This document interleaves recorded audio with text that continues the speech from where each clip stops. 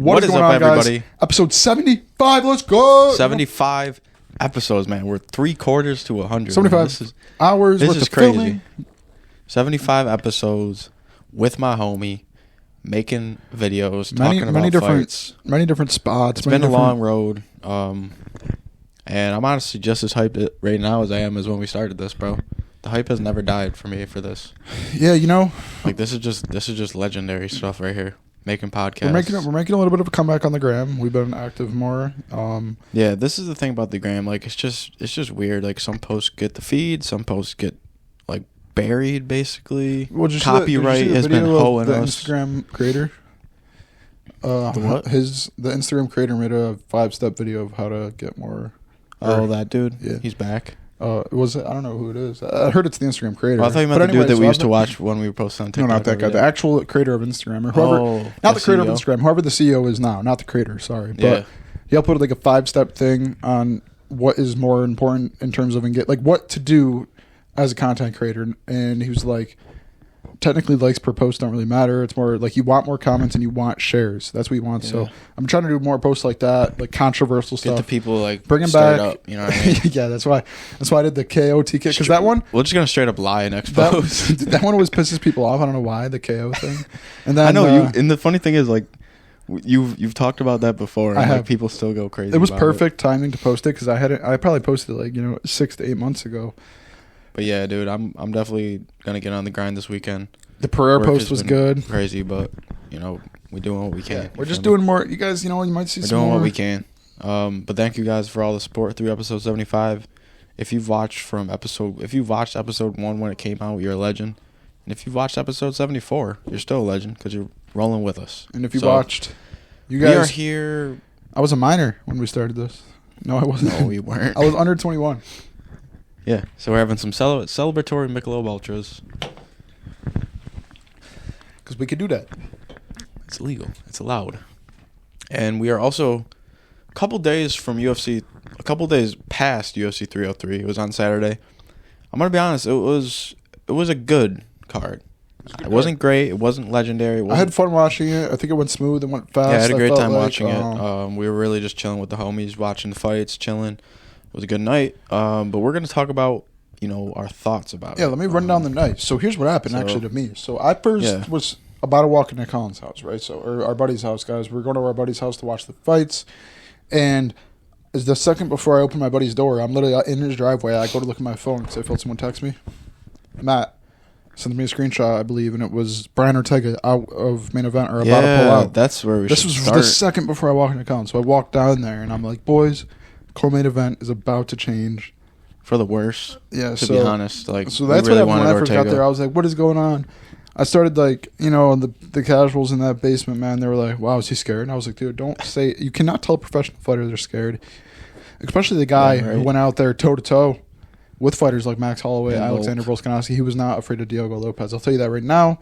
The whole weight cutting thing made sense on why he was because the fight was supposed to be a featherweight fight. And then all of a sudden it was a lightweight fight so randomly. Like the day of, right? So now, exactly, like pretty much the day of, it turned into a lightweight fight. Now this is where I get respect for Brian Ortega that some people are probably going to be a little annoyed with, saying, why didn't he pull out? So he wasn't feeling good. He was cutting the weight. He was already on 15 days notice trying to get down to 145. Yeah. Then all of a sudden he got to 151 pounds and he couldn't drop anymore. At like 3 a.m. Yeah, it turns out he had a fever. So his first body, off, he's not sleeping. That's not exactly. His body physically wouldn't let him lose any more weight because of the fever he was having. So he was like, I might have to pull out. The UFC granted him a very nice thing of, hey, just do a lightweight fight. Stop cutting weight. So he said, okay, I'll stop cutting weight. Stepped on the scale at 155. Still wasn't feeling good, but he was convinced it was just because he was trying to cut so much weight in such a short amount of time. He thought he'd feel better in the morning. He goes to go to bed that night. He can't. He finally gets to bed at 6 a.m. Saturday. So the day he's fighting, he sleeps until 1 p.m. He expected to feel better. Woke up at 1 p.m., felt worse, had to pull the plug. So a lot of people are going to be like, wow, I should have pulled out right when he started feeling sick. But it made sense because he felt like it was just because of the cutting weight in such a short amount of time. So that's what happened with Brian Ortega. I think they're trying to get the fight rescheduled, or at least they're going to do something nice for him. They're not actually hitting on him. Oh, shout out to Diogo Lopez for still fighting because I heard that he was offered to get his fight money. Without fighting. So sick on him for still fighting, and then sick on Dan Iggy for stepping in there on ready. 4 hours notice. He says he was doing something, fucking off. He looks at his phone. There's 3 missed calls. Yeah. Ali Abdilaz, who isn't even his manager, called him, tried to get this fight going. So they called a couple people. Then they got Strickland in his corner. They were trying to scramble. Yes, bro. Did so you hear the story about that? Yeah. Explain that because I actually don't know the full story. But he not only did he come in on 4 hours, didn't even have his actual corner or team with him. Had to call some other people. What happened there? Yeah. So there was this post. It was like Dan Ige watching the prelims, later on fighting on the co-main event. Not deadass. And so Eric Nixick, you would know him if you saw his face. He's coached like Sean Strickland and Francis Ngannou. Like, he's a pretty well-known coach, to be honest. I mean, well-known coach ever since. So he kind of broke down like how they formed a corner for Dan Ige. Right. They called the one dude. They were like, "Yo, 30 minutes, meet me on the corner, like downtown Las Vegas." They were like, he called Sean Strickland. He was like out to lunch. He was like, "Sean, meet me in an hour. We're cornering Dan Ige. He's fighting tonight." And then they all just pulled up, supported Dan Ige. And yeah, it's just those like cool moments. Like obviously it didn't go Dan Ige's way, but you know, that's just cool stuff. Like people are ready to fight. People are ready to, you know, put it all on the line. Anytime, do it for the squad, anywhere, for like they say. Gary. But we're gonna start off the main card. It started with Ian Gary and Michael Page, man. Decision. I made $60. He made $60. Mike made 100. I kind of was just heartbroken that Ian Gary keeps winning by decision, man, and he keeps talking. So guys, like he's I think what we said god. last week on this prediction was 100% accurate. I'm pretty sure I stated that it was going to be a boring fight, similar to Izzy and Silva. But honestly, it was even worse than that. I thought we were just going to see two fighters who have similar styles, who were going to, like, you know, maybe throw a couple leg kicks, 1-2s. What we actually saw was a weird-ass takedown and a wrestling attempt by Ian Gary to take MVP out of there. It seemed like he had his neck at one point. It seemed like he did not want to stand with MVP. It was weird. And honestly, I'm not opposed to Dana White saying he thought that fight was a draw. Because honestly... Legit, dude. It was like Gary had ground control for one round. MVP had some ground control. You know, it was almost equal in the striking realm. And it's just like a toss-up. It's literally a toss-up. That's why, it's literally unfortunately, a toss-up, man. as I had bet Ian Gary decision, I needed the Ian Gary decision. So when I saw Ian Gary and I heard still undefeated, I 100% agreed with it. But looking back on it after, I was like, honestly, that fight was so close. Really could have been a draw. Could have went either way. But what I think I'm seeing is Ian Gary's not that striker he thinks he is. And then MVP was just obviously pissed it went to the ground. Like, come on, dude. We're kickboxing. Yeah. Like, I think the last person to expect that fight to go to the ground was MVP. And me as a fan. I thought it was... So I think it was almost a wake-up call to both fighters. Like, Ian Gary... I hope he just has a realization that he's not like the greatest fighter of all time, bro. He just talks like it. And I know I'm not a fighter, so I really can't say much. But like as a fan, like it hurts to see him talk the talk like that. Well, it hurts to see. You know what I mean? It absolutely does. Because when we saw people like Conor McGregor going, "I'm gonna knock him out round 2," and bounce his head off the canvas, and he does it, and he did it. And Ian Gary's like, "I'm knocking out." I'm not gonna lie, Ian Gary was doing it. He was doing it when he was like, it's going to be a right high kick. Anything else was an accident. That was sick when he was calling those shots. But that was low in the ranks. When it comes to the higher level competition, you're not. He's not that guy. You're not doing what. And on MVP's side, it's like, well, Ian Gary's a step up for one. MVP is a little bit older. 2, 36. And then like 3, MVP. Like I think it was almost like, okay, this is the UFC. You know what I mean? It's not going to be dancing. It's not going to be. Like, obviously, he had some fun with Kevin Holland. I mean, it was his debut. Like, what else did we really expect? You know what I mean? Besides a win from MVP. MVP striking, though, is actually really nice. So, Gary's next fight, do you think Shavkat? Or is that too far? Sure. Feed him Shavkat. I want him to get humbled by Shavkat. And if Shavkat somehow loses, I will literally Well, dude, I was going to say, the UFC works in such weird ways. Undefeated versus undefeated, or, like...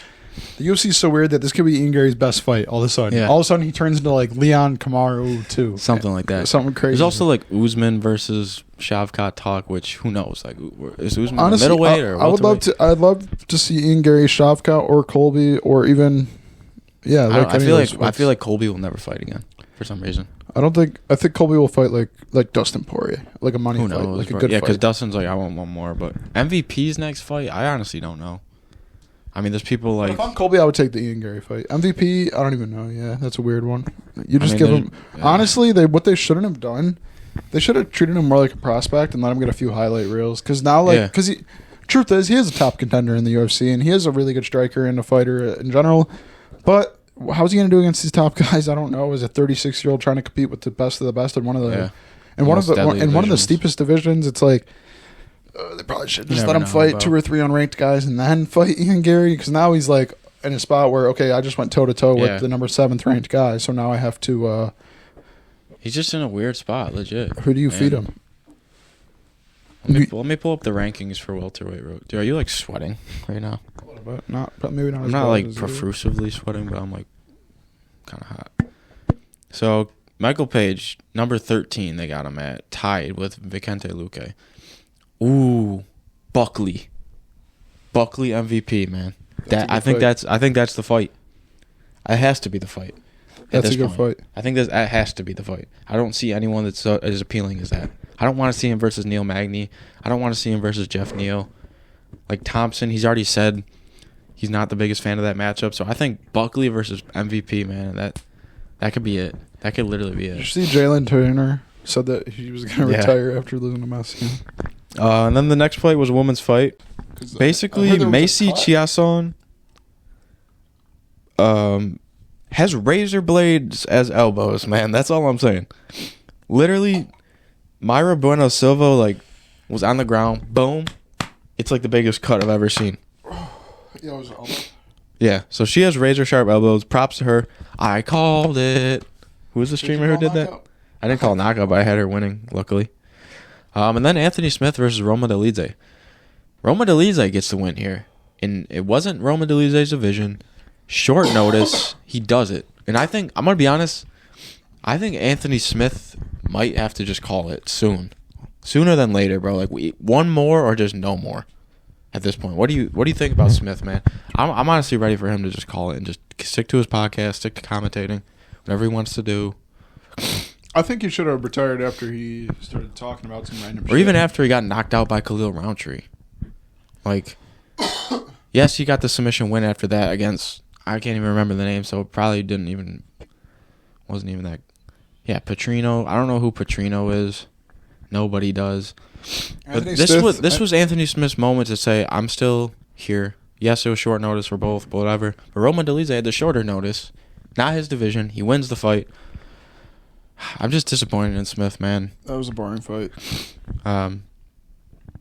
Yeah, I really don't have much to say about this. I think Anthony Smith might have to call it soon. Like, next fight, retire.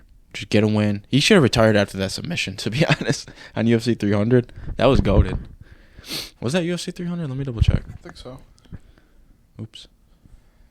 I apologize. No, 301. 301. Okay, so Smith fought 2 cards ago. Maybe that had something to do with it. But and then here was our supplemented co-main event. Lopez gets the unanimous decision against Ige. I honestly didn't expect that. Me either. I thought one because Diego Lopez. Oh wait, this was short notice as well, right? Yeah. So I don't really know what to think about this. 165. Yeah, catch weight. Catch weight, 165. That's 20 more pounds than what they would originally weigh in at their respective division. But I mean, I'm gonna be honest. I didn't really watch this fight. I don't know what I was doing, but I really didn't pay attention. Yeah, I looked up and I was just chilling, to be honest. I just saw. But I don't think this Diego Lopez is the real Diego Lopez. Same with Dan Ige. You know what I mean? Well, no, you got to get on 4 hours' notice. You're getting a different opponent. Yeah. You were already fighting at a different weight. You were already fighting on short notice. Different opponent than you planned for. So how are you supposed to stay motivated for all that? And then on top of that, you hear it's like a lesser opponent. Like, respectfully, this doesn't really do much for Diego Lopez in terms of the rankings. The Brian Ortega win would have been huge. He could have been bitch after the Brian Ortega, hypothetically, if he got a win and said, like, well, I'm waiting for a title shot now. But now he's in a weird spot where he needs to fight again. And honestly, he probably wants the Brian Ortega fight. Yeah, I think I heard some, like, rumblings of, like, them rescheduling it for maybe the Sphere. Yeah. Let's finish But yeah, I definitely want, the Diego Lopez fight to be rescheduled. Obviously, that wasn't the best Diego Lopez. And it's understandable. And then we brings us to, honestly, the best moment of the whole night. Like, this fight was just the best, bro. The walkouts, the stare downs, the everything about it. I saw money. Yeah, I agree. This is just like, this is why we watch this main event. Green A. One, it saved the card. Two, who is not tuned in as soon as they walk out? The stare downs, the animosity, the silent animosity between these two. It's just insane, and it's must-see TV. And we watched it, and we saw Alex Pereira win for a second time with a second finish over what we could say is, I would say, one of his rivals. Yeah. Like, realistically, if he needs a fight and Yuri keeps winning, like, they may meet again. And I know it sounds crazy because he beat him twice, but let's say Yuri beats Hill, or if Yuri even beats Ankalaev. Like, what does Alex do there? He's not going to fight below someone that Yuri beat that's in the top. You know what I mean? He's still the number one contender. Such a sick fight. I'm pretty mad that I picked Yuri, but I don't even think it was necessarily a bad pick. Yeah, I really just thought, like, revenge will get a trilogy. I still think if they fought 10 times, Yuri would beat him a couple out of the 10, and that's not just being casual. That's just saying the truth of it, man. Like, that. Hey, based off that first, Yuri, even in this fight, was still landing. Dude, do you want to know what's crazy? I think both fights, they haven't had a full camp.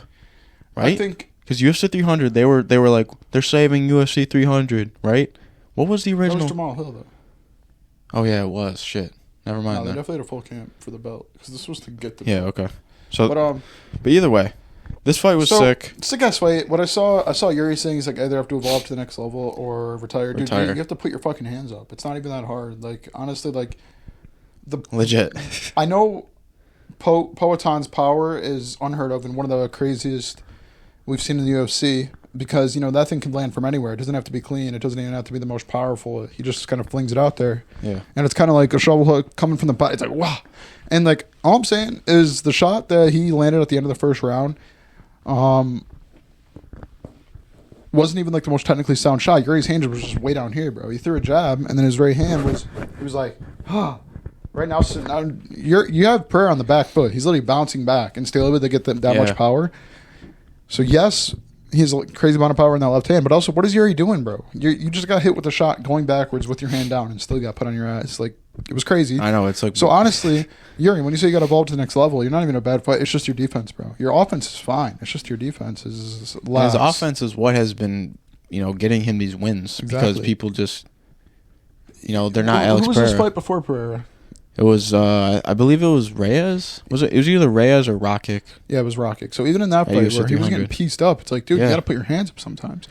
So who knows? I see a lot of comments. It's like 1 week in Dagestan, or some shit. Or they're just saying about that, like about Pereira or Yuri or anyone. 1 week in Dagestan, you know. But in terms of what's next for Pereira, I would like to see Ankalaev fight. Finally shut them up. I think. Yeah, you know I'd like what I to mean? see that fight, and I don't even know how that fight goes.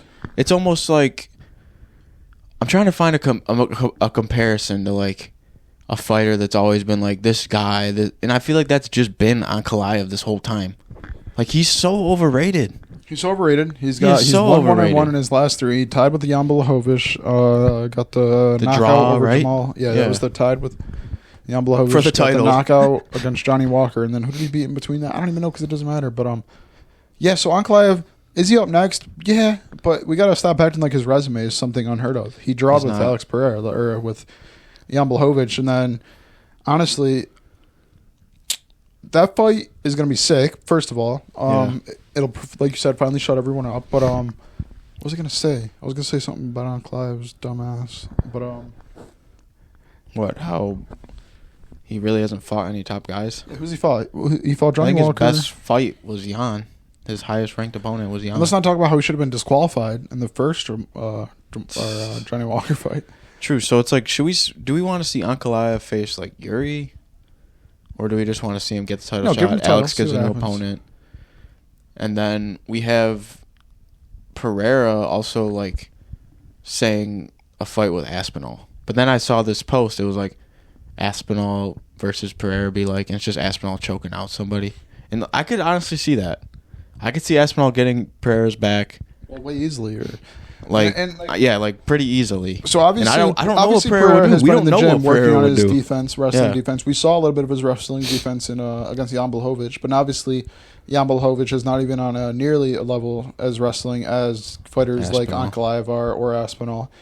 So, but I think like someone like Aspinall, it's like scary, if Ankalaev gets Pereira's back, there's still a chance Pereira's going to be able to get back because Pereira's a massive guy, right? But when you talk about Pereira to Aspinall, Aspinall is absolutely huge compared to him. Oh wow, that's crazy. A little bit. But. So what was I saying? I was saying something about Ankalaev guys, and I was saying just the comparison of Aspinall. Like, so obviously, such a different I think level. if someone. Yeah, I was saying if Ankalaev gets Pereira on the ground, I think there's a chance Pereira can get back up. But I think if Aspinall gets him to the ground, it's almost like a ragdoll situation where it's a he's whole different so much level. bigger. And then the John Jones talk. I don't know. I mean, they're both similar age. Stop it. I think I have to give that to John Jones. I would give it to John Jones. I have to give it to John Jones. I think Pereira, as much of an animal he is, he's not a fucking. And that brings us to where does he rank of the greatest fighters? So there's been some debates like Khabib's only beat 2 former champions, Pereira's beat 5 former champions, and you look at it a little bit deeper. Okay, champions are questionable. Strickland, Yuri, Jamal. It's like okay, they were champions, but I mean. It's tough. And like we talked about this before the pod, and I think Kyle said it the best. Neither of them are the GOAT. Khabib is not the GOAT. They're not even in the top 5. I said neither of them are GOAT. Neither of them are top 5. It just depends on. And I agree with you, man. Are we putting Pereira above Khabib? And honestly, I'm thinking before I was thinking like, yes, Pereira is easily above, but they might be pretty similar. But they also, I think Pereira, you could probably give them a little bit of the edge. But no matter where you put them on your top list, I think Khabib's either right before or right after. Dude, just Khabib being undefeated just gives him that, little bit of an edge against almost anybody. Because when you look at their actual top and wins, 29 wins is impressive. Khabib's are Justin Gaethje, Dustin Poirier, Conor McGregor, and those are really like the notable think about wins. That. It's them 3 in their prime. Yes, exactly. Those are their respectable. Absolute most notable wins. Now Pereira, he's got Israel Adesanya. Sean Strickland, Yuri Prochazka, and then Yuri twice, Jamal, Jan. But even those guys, I wanted to say pound for pound are as good as Conor, and Dustin and Gaethje were. I really don't think so. Khabib, he embarrassed Gaethje and Poirier, bro. So yeah, in a way, it's like, but and then you take into look in the fact that Khabib was hired by the promotion in 2012, and now fighters are better. Fighters are better. Pereira's out here in 2021. Did pretty much all of what Khabib did in 3 years, right? Matched his title defenses. 2-division champ, which he doesn't have. Which Khabib doesn't have. Which Khabib has gotten ridiculed for, not going to welterweight and being a weight bully. So getting knockouts across multiple weight divisions. Pereira was like, he's a weight bully. He's going to 185. So it really depends. It honestly really depends on who your bias is. Because if you were, I want to really ask an unbiased person and be like, who.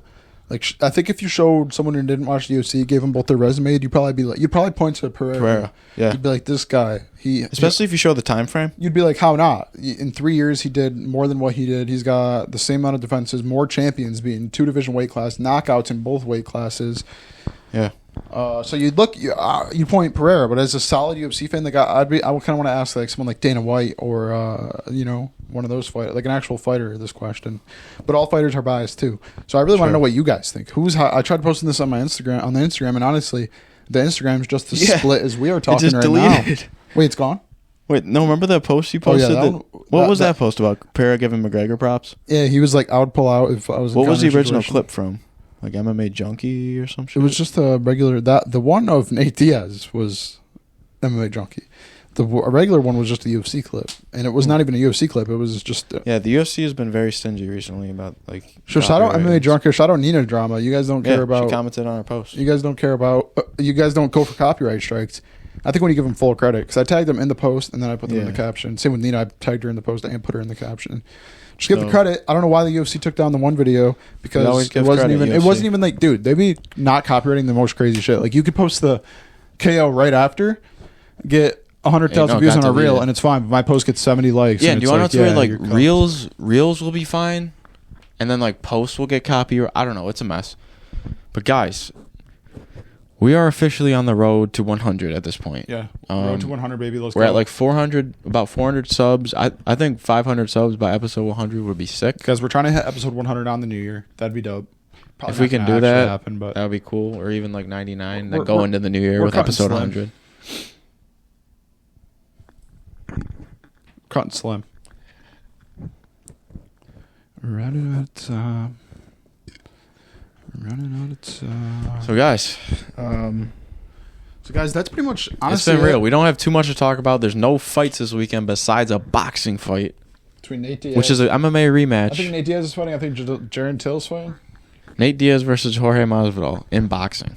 Wow. I don't really know what to think of this. I don't want to make a prediction. So really, we already know what it is going to be. Jorge let's just stop.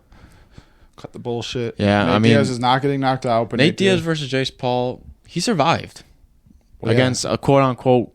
They're saying Jake Paul's more legitimate now. He survived. Well, obviously Jorge. Did he get decision? I think if Jake Jorge Paul decision against Nate, right? Yeah. So I think Jorge would beat Jake Paul in a boxing fight, but I also think. If you were to ask me, all right, yeah. So I said Jorge would beat Jake Paul in a boxing fight, but I think that Jake Paul was more likely to beat Nate Diaz than Jorge was. Now that's some weird boxing math / MMA math, but the reason being is because Jake Paul's the younger. He was like younger, 180 pounds in that fight for sure. Came in huge and couldn't really do anything to Nate Diaz. He got a knockdown that was more of like a, not so much a hurt knockdown, more like Jake's power kind of set him down a little bit. I mean, he hit him hard. And he was off balance. So, dude, that's such a. I think Jorge fever is dream. going to be able to do anything. That fight is a fever dream, it's bro. Gonna be weird. I'm interested. We're gonna tune in. We're gonna try to tune in. We'll see what's. We'll probably good. post something about it if something crazy happens. But next UFC fight, we got Macy Barber's out. We got Tracy Cortez and Nami Yunus. So that should be a decent fight. Definitely, check it out. Have the results and thanks guys for all the support. We'll see you in episode 70. You guys are legends. 6, legends. 75, bro. Let's go. Peace, guys.